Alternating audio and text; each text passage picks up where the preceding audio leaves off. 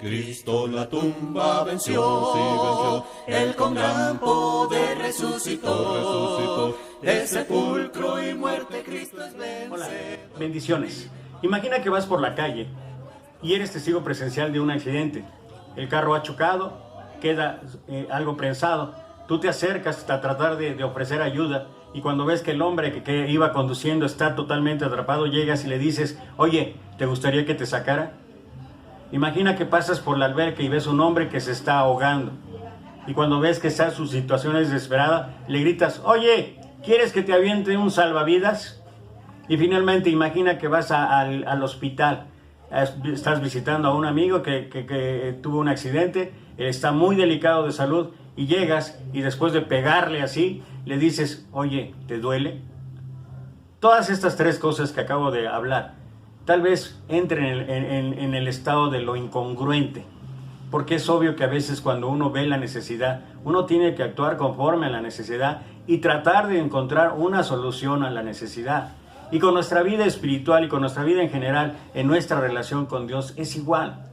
Jesús está constantemente hablando de satisfacer la necesidad del hombre. Él vino a buscar y salvar lo que se había perdido. Y el común de la vida del ministerio de Jesús es ayudar, es sanar, es corregir, es modificar todas aquellas cosas que nos puedan estar alejando del camino. La cuestión es que cuando Jesús va a preguntar, cuando Jesús va a cuestionar acerca de lo que tenemos que hacer, es increíble y sería todavía más incongruente que le respondamos de una forma negativa. Esto fue lo que pasó allá en el estanque de Betesda. Habla la escritura en Juan capítulo 5, versículo 1. Después de estas cosas había una fiesta de los judíos y subió Jesús a Jerusalén. Y hay en Jerusalén, cerca de la puerta de las ovejas, un estanque llamado en hebreo Betesda, el cual tiene 5 pórticos. En estos yacía una multitud de enfermos, ciegos, cojos y paralíticos que esperaban el movimiento del agua.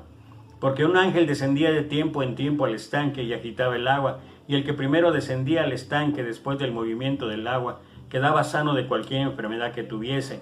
Y había ahí un hombre que hacía 38 años que estaba enfermo. Cuando Jesús lo vio acostado y supo que llevaba ya mucho tiempo así, le dijo, ¿quieres ser sano?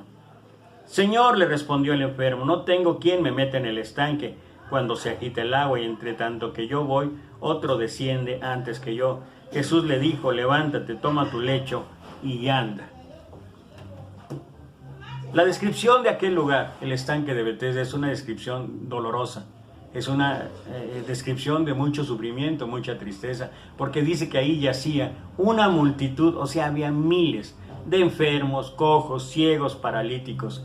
¿Por qué estaban ahí? Estaban ahí con una esperanza propia de que un día pudiesen ser sanados, a pesar de que era una multitud, a pesar de que eran demasiados, y que tal vez 1 o 2 por día, no sé, no lo dice expresamente la escritura, podían ser sanados. De todas maneras, la gente estaba ahí, y la gente seguramente se iba a sus casas pensando que al día siguiente iba a ser lo mismo, esperar el movimiento del agua cuando llegara el ángel, y entonces entrar y ser sanados.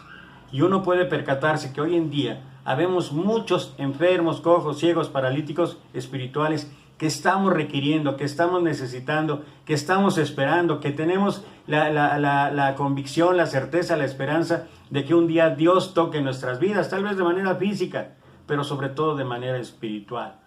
Y sabes que Jesús está ahí, porque la Biblia dice en Apocalipsis 3:20, he aquí yo estoy a la puerta y llamo, si alguno oye mi voz, abrirá la puerta y yo entraré y cenaré con él y él conmigo. Esa acción que dice o que narra Apocalipsis 3:20 implica que Dios quiere hacer las cosas, pero si uno no tiene la decisión de aceptarlo, si uno no tiene la decisión, en este caso de Apocalipsis, abrir la puerta, las cosas no van a ocurrir y no van a suceder. Y por eso ahí en el estanque narra la situación en específico de un hombre que por 38 años había estado paralítico. Imagínate nada más la situación de aquel hombre.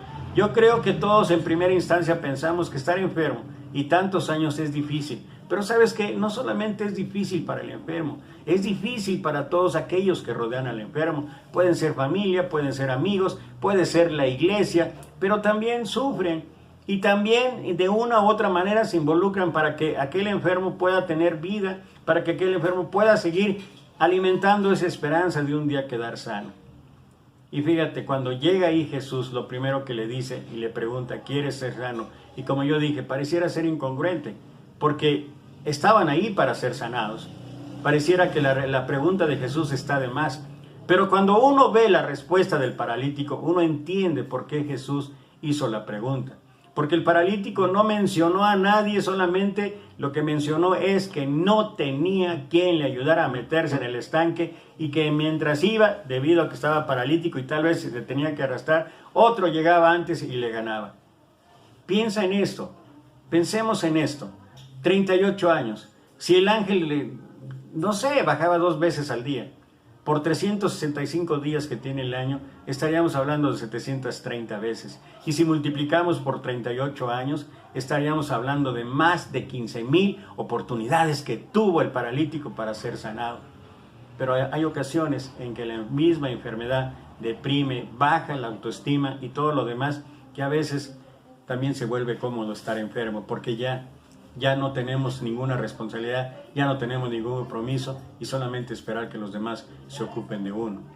Y cuando el paralítico responde a Jesús en lugar de un sí, sí Señor, porque podemos hablar y decir que tal vez no tenía fe, podemos hablar y decir que tal vez no conocía a Jesús, podemos imaginar una multitud de cosas. Lo cierto es que la primera palabra en la respuesta del paralítico, él sabía que en Jesús había algo diferente, porque él dijo Señor.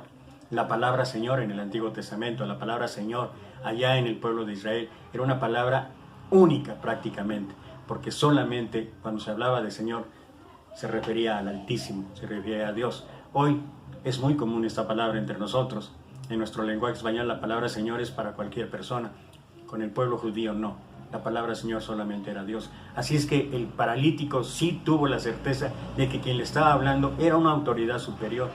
Y en lugar de aceptar la sanación, en lugar de aceptar tácitamente que Jesús resolviera su problema, lo que dijo, ¡ay Señor! Eso en algunas partes, o en todas partes, ¿sabes cómo se le llama?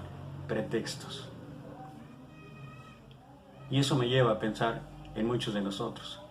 ¿Cuántos de nosotros, siendo cristianos, que luchamos con debilidades, que luchamos con flaquezas, que luchamos incluso con adicciones, que luchamos con un sinfín de problemas de conducta, de actitud,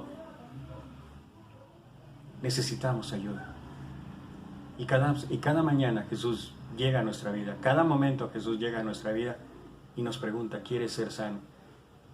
Y lo primero que se nos ocurre, y lo que sigue ocurriendo hoy en día, es que la gente, que nosotros, lo que más tenemos a flor de labios es el pretexto, es el argumento, es la justificación del por qué no quiero ya actuar para que mi vida cambie.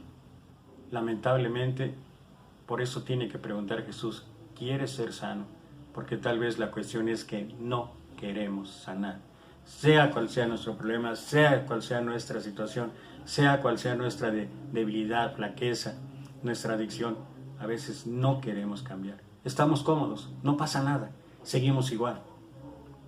Y luego, ¿qué cambios? Si no hay cambios en nuestra vida, ¿qué cambios podemos ver alrededor nuestros? La invitación es, digámosle sí a Jesús. ¿Quieres ser sano? Sí, Señor, quiero ser sanado. Isaías, cuando se le requirió, él contestó, heme aquí. Saulo de Tarso, después conocido como el apóstol Pablo, cuando tuvo el encuentro con Jesús, él no cuestionó, él no preguntó, él no inventó pretextos ni argumentos ni nada, solamente dijo, Señor, ¿qué quieres que yo haga? Y tal vez la situación para nosotros sea eso. Señor, quiero cambiar mi debilidad, quiero cambiar mi aflicción, quiero cambiar mi vida, quiero cambiar mis actitudes, quiero ser verdaderamente un siervo de Dios. Sí, Señor, sáname. Que esa sea la reflexión. Que Dios te bendiga.